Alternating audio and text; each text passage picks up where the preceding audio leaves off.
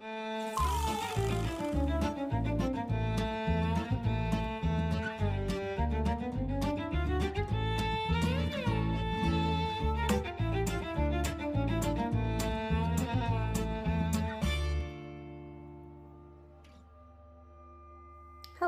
and welcome to this very unusual video on my channel.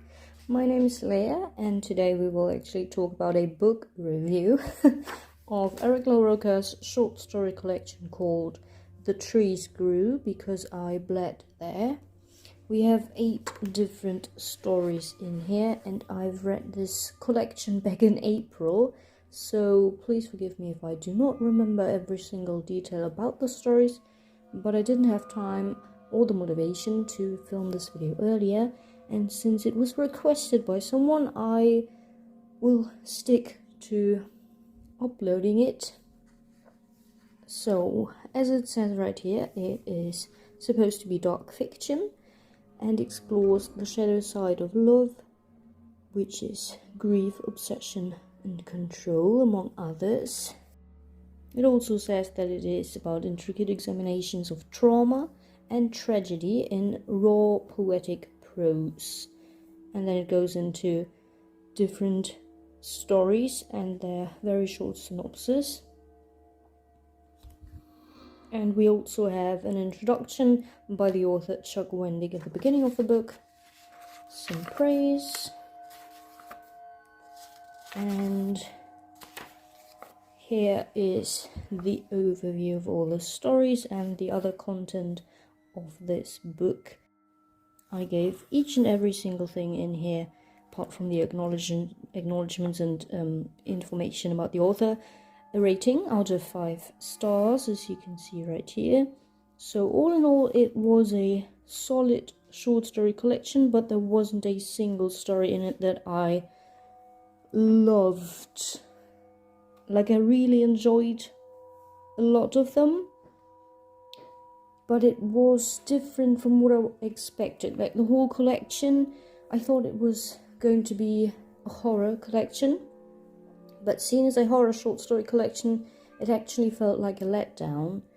But if you portray it as a more contemporary short story collection with everyday snippets in there and just a darker edge to the stories, it was actually a solid read.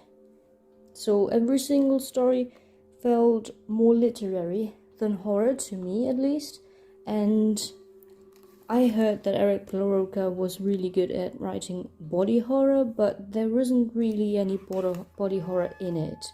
Maybe one story. But other than that, I wasn't grossed out in any way or scared. The book definitely focuses on these deep and personal relationships, especially between parents and their children, but also between lovers, and it has a good amount of representation in here. We've got gay couples, but also straight couples. We've got young people in here, but also the elderly. In terms of the horror aspect, it's not really anything supernatural going on in here or something scientific or unexplainable. It's really just these everyday horrors that everyone could face, like seeing yourself as a monster or having other people around you who will do monstrous things. It's also more of a sad book, like people who regret something in their lives, who are morally grey, who often have page-long inner monologues about themselves and their lives, and the setting also always feels very restricted, so it's just featuring one important location mostly, with a very limited amount of characters, and it just really dives into these different dark situations, and because of that there's also not a lot of action in here. So yeah, all in all, it's a very mixed bag for me, just because I do not enjoy literary stuff most of the time, and some of these stories, while I enjoyed a lot of them, as you can see in the rating, others felt quite pointless. Like, I didn't get the point of why did I read this now? This gave me nothing. But one more positive thing is that these stories blend well together. It's like they really belong in one collection. They're not just stories put in here with no rhyme or reason. There's sometimes even a similar theme or even a phrase or word that connects the stories. Like when you read one of the stories and there was something like a pregnant woman in it there, or a deadly game, or a decision making that was important, the stories afterwards will feature that as well, so that was nice. Some phrases that I took from the introduction by Chuck Wendig, I want to read out to you as well, because I think it was written beautifully and points out a lot of these interesting views that Chuck Wendig has on Eric LaRocca's writing.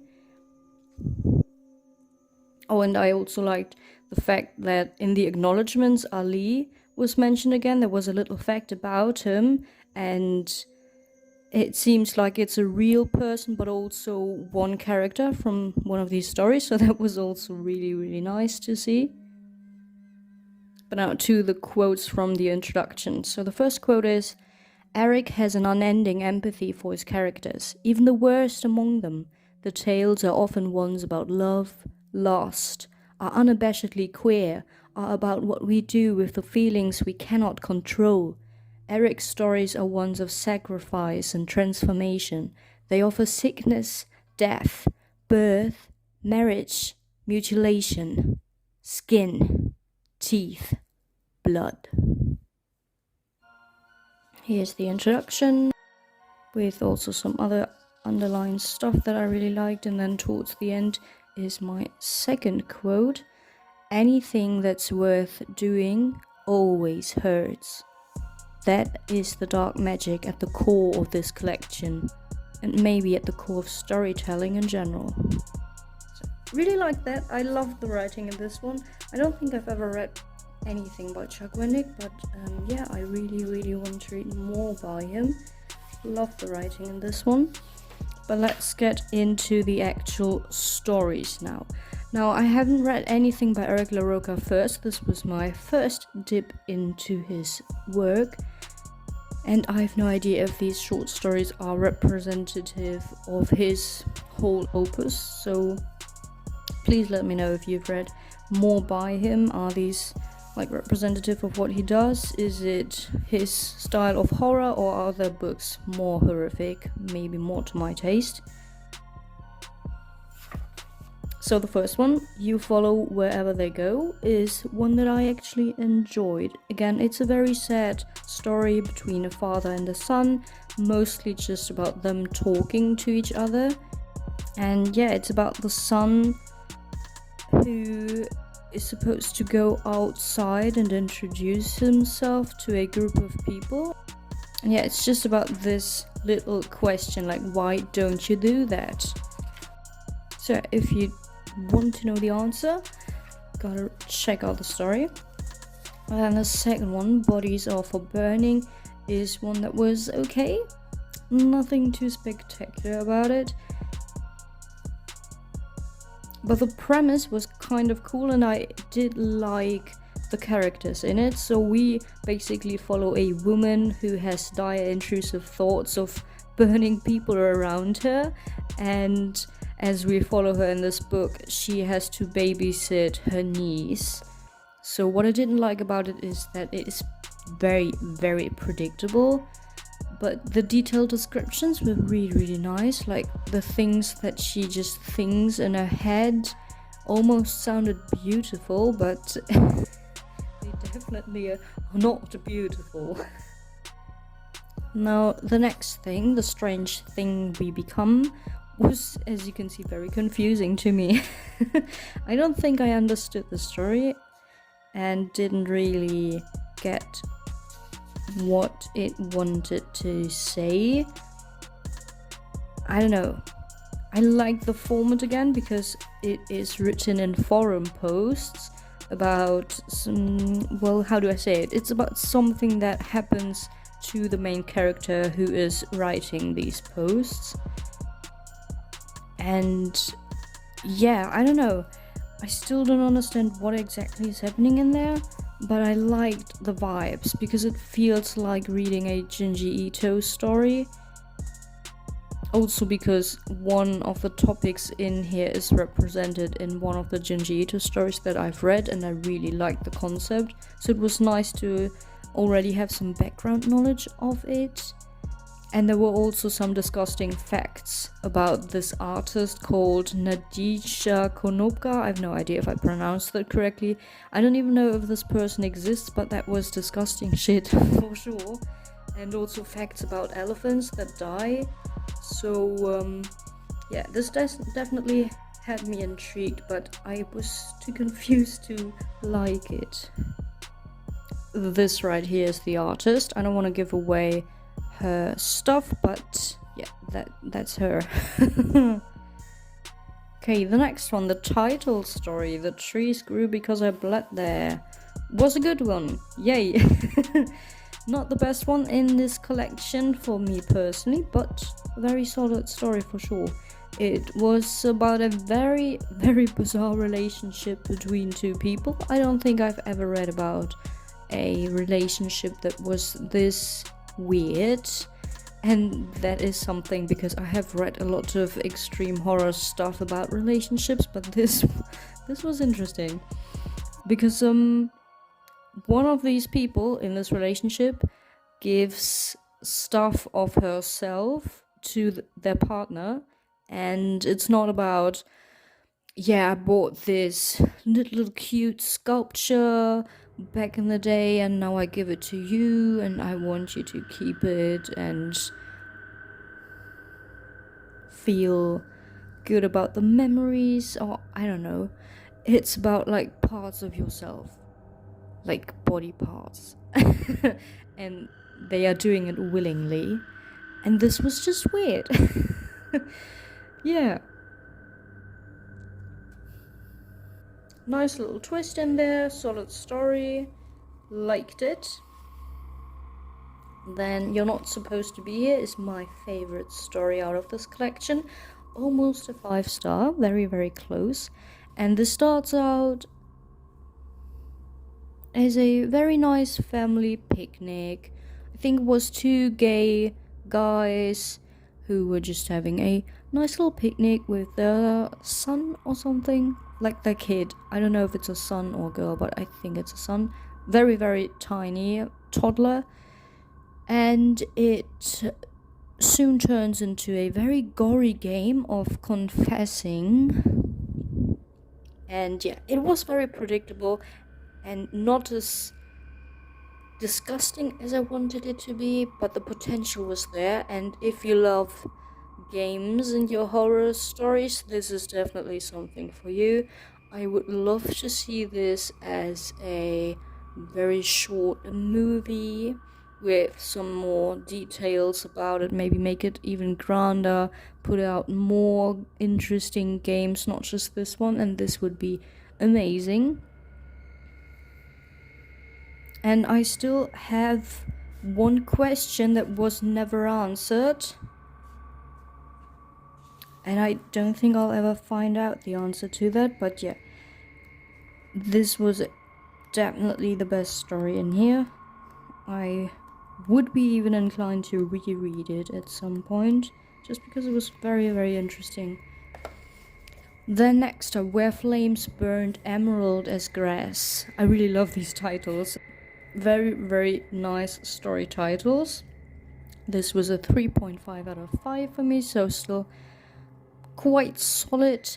And this was also a nice setting, very refreshing, very fitting for the summer season right now, actually, because it is set in a jungle where a father and his daughter are taking a vacation, and it's really just about their relationship, but also about clairvoyance, which is a very interesting concept for sure, and it also features snakes.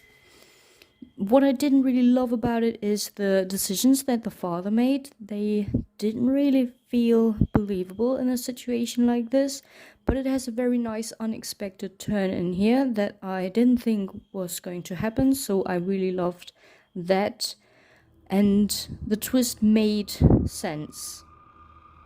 knowing the whole vibe of this collection. Like at this point you start to figure out the vibes and what Eric LaRocca was going for. So yeah, really liked it. Again, would love to see a movie. An adaptation of the whole collection would be super cool, with very short videos just about these individual stories, similar to the Guillermo del Toro thing, Cabinet of something, I think it was called. That was also very interesting.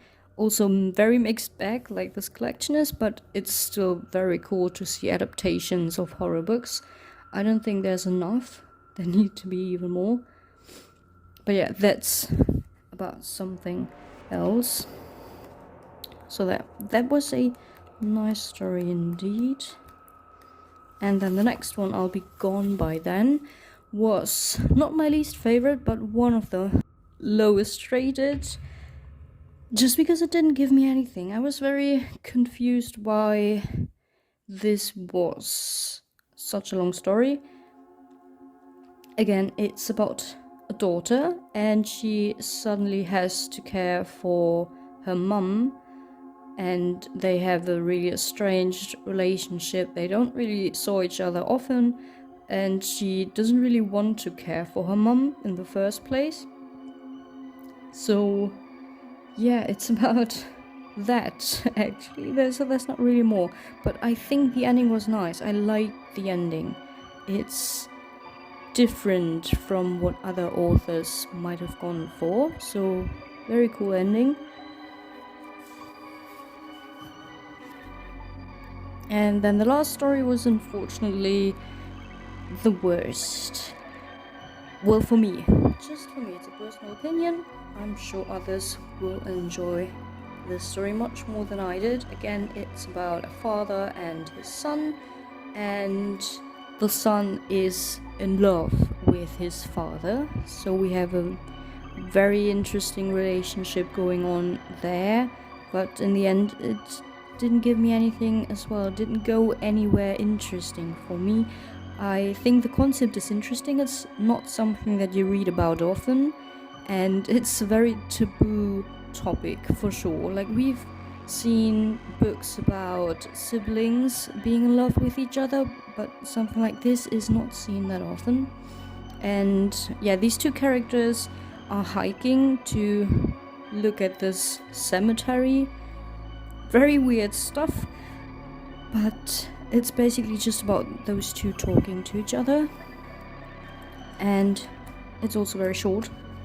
But yeah, that was the last story in this collection.